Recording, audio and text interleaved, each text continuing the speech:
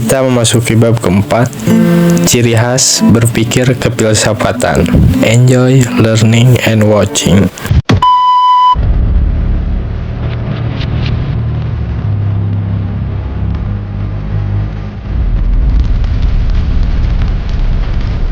Untuk membedakan dengan corak pikir yang lain, misalnya pikiran biasa, maka perlu diajukan ciri-ciri khas berpikir kefilsafatan ya.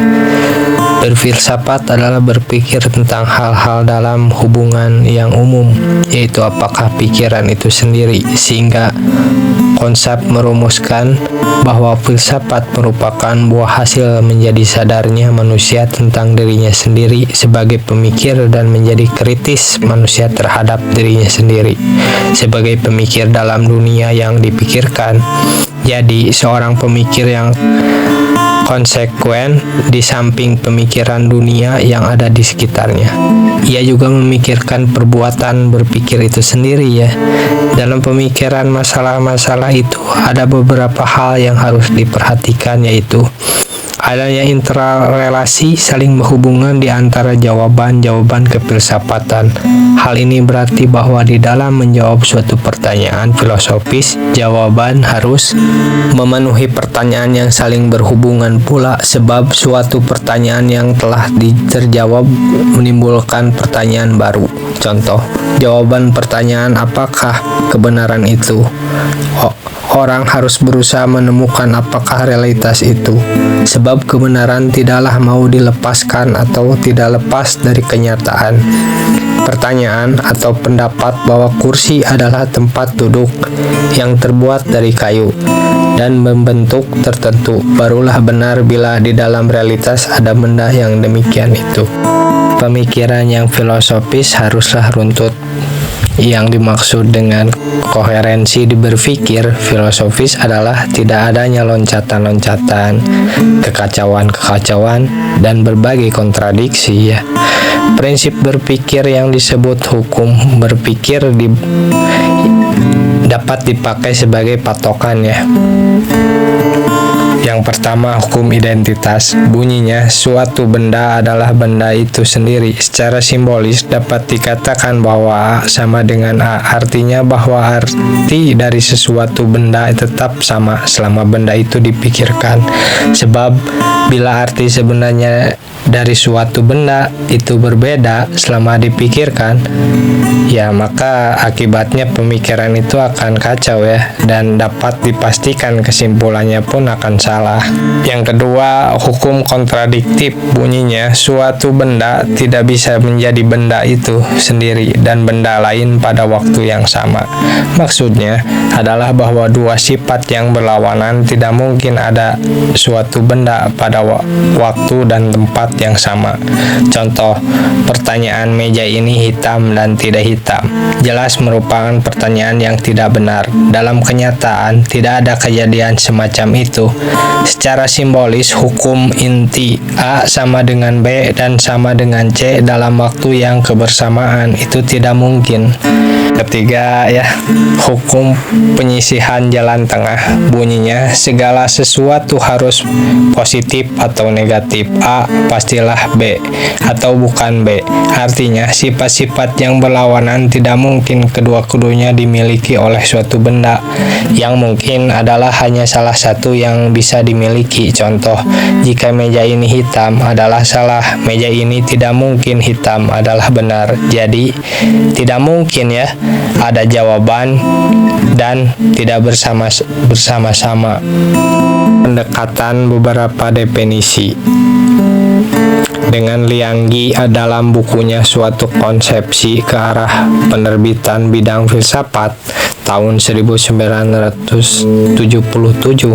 telah berhasil mengumpulkan dan menyusun secara kronologis sejarah filsafat sebanyak puluhan definisi filsafat.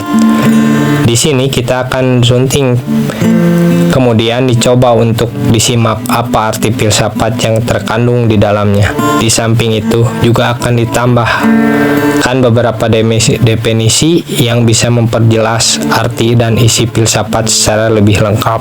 Misalkan Plato 47 300 sampai 347 sebelum Masehi dengan metode dialektika diskusi ya. Plato mengembangkan pengetahuan kefilsafatan. Ia mengatakan bahwa filsafat harus berlangsung dengan mengkritik pendapat-pendapat yang berlaku. Jadi, kearifan atau pengetahuan intelektual itu diperoleh melalui suatu proses pemeriksaan secara kritis, diskusi, dan penjelasan gagasan-gagasan.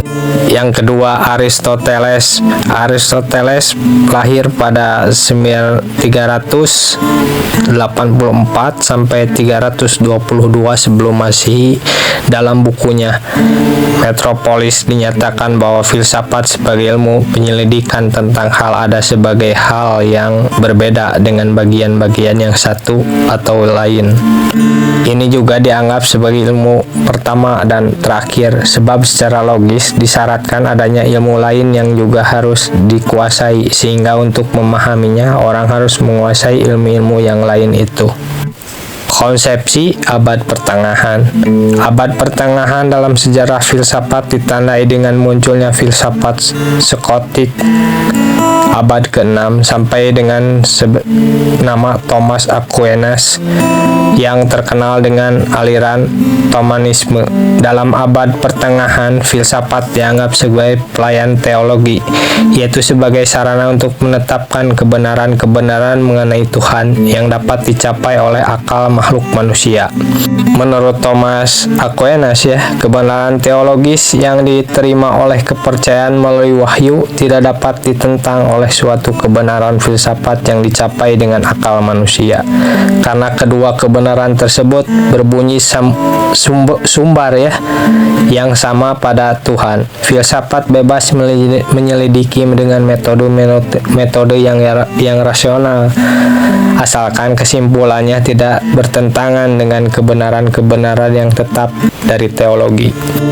Sir Francis Bacon, pemikiran menjadi titik kebangkitan filsafat modern yang mengatakan bahwa filsafat adalah induk agung dari ilmu-ilmu. Filsafat mengenai semua pengetahuan sebagai bidangnya. René Descartes, tokoh rasionalisme abad modern ini berpendapat bahwa filsafat merupakan kumpulan segala pengetahuan di mana Tuhan, alam, dan manusia menjadi pokok penyelidikan. Selanjutnya, Immanuel Kant. Menurut Immanuel Kant, filsafat adalah ilmu pengetahuan yang menjadi pokok dan pangkal dari segala pengetahuan yang tercakup dalam 4 persoalan. 1. Apakah yang dapat kita ketahui? Jawaban metafisika. 2. Apakah yang seharusnya kita ketahui? Jawaban etika. 3. Sampai di manakah harapan kita? Jawaban agama. 4. Apakah yang dinamakan manusia? Jawaban antropologi. Selanjutnya, Hegel. Hegel menggambarkan filsafat sebagai landasan maupun pencerminan dari peradaban. Sejarah filsafat merupakan panggung sejarah peradaban, dan begitu pula sebaliknya. Selanjutnya, Herbert Spencer. Baginya filsafat masih tepat untuk dipertahankan sebagai nama bagi pengetahuan tentang generalitas yang tingkatnya paling tinggi.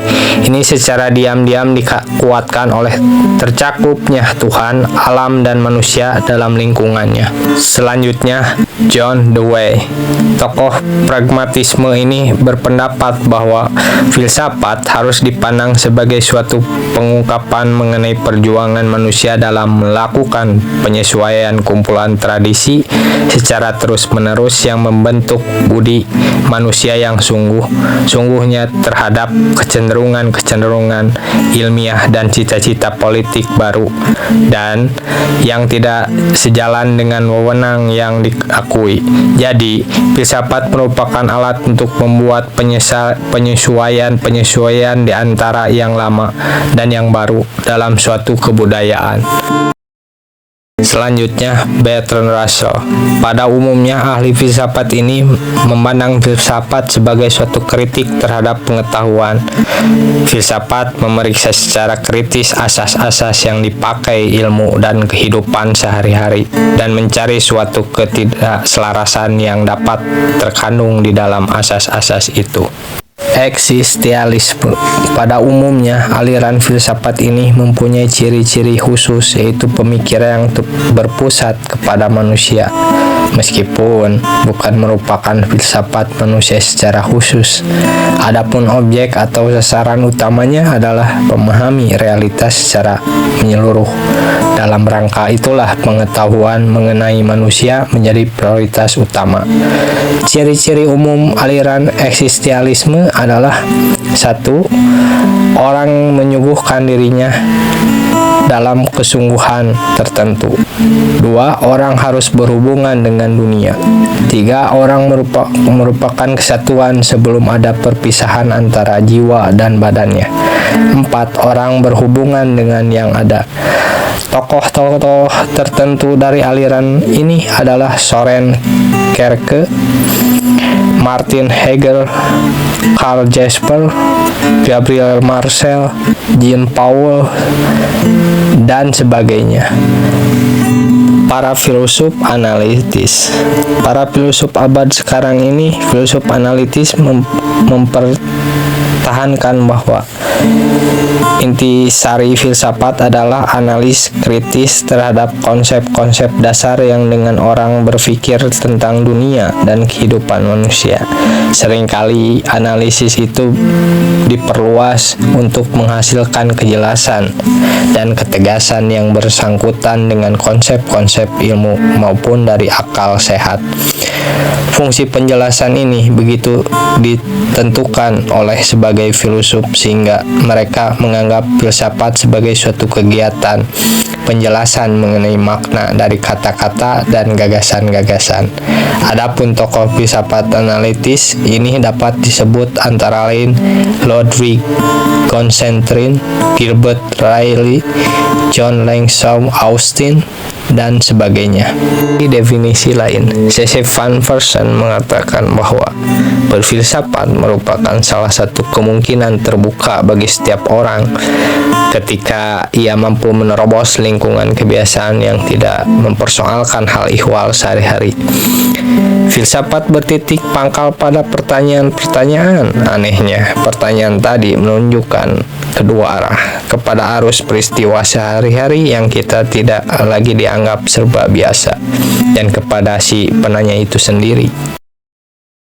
Louis Althusser mengatakan bahwa filsafat bukan membuat roti, namun demikian filsafat dapat menyiapkan tungkunya, menyisihkan noda-noda dari tepungnya, menambahkan jumlah bumbunya secara layak, dan mengangkat roti itu dari tungku pada waktu yang tepat. Secara sederhana, hal ini berarti bahwa tujuan filsafat adalah mengumpulkan pengetahuan manusia sebanyak mungkin, mengajukan kritik dan menilai pengetahuan ini, menemukan hakikatnya, menerbitkan dan mengatur semua itu dalam bentuk yang sistematis. Filsafat membawa kita kepada pemahaman, dan pemahaman membawa kita kepada tindakan yang lebih layak. Definisi-definisi yang diuraikan tadi dapat dipahami bahwa filsafat adalah suatu pengetahuan yang berjenis, berbentuk, dan bersifat plural. Yang tercakup di dalam yaitu pengetahuan intelektual bersifat kritis dan keilmuan. Plato, Aristoteles sarana untuk memahami kebenaran mutlak abad pertengahan, induk dari semua ilmu, sebagai ilmu general yang mengkritik dan menilai semua pengetahuan tentang Tuhan, manusia, dan alam sehingga ditemukan hakikat dan kemudian dapat mempengaruhi tindakan manusia.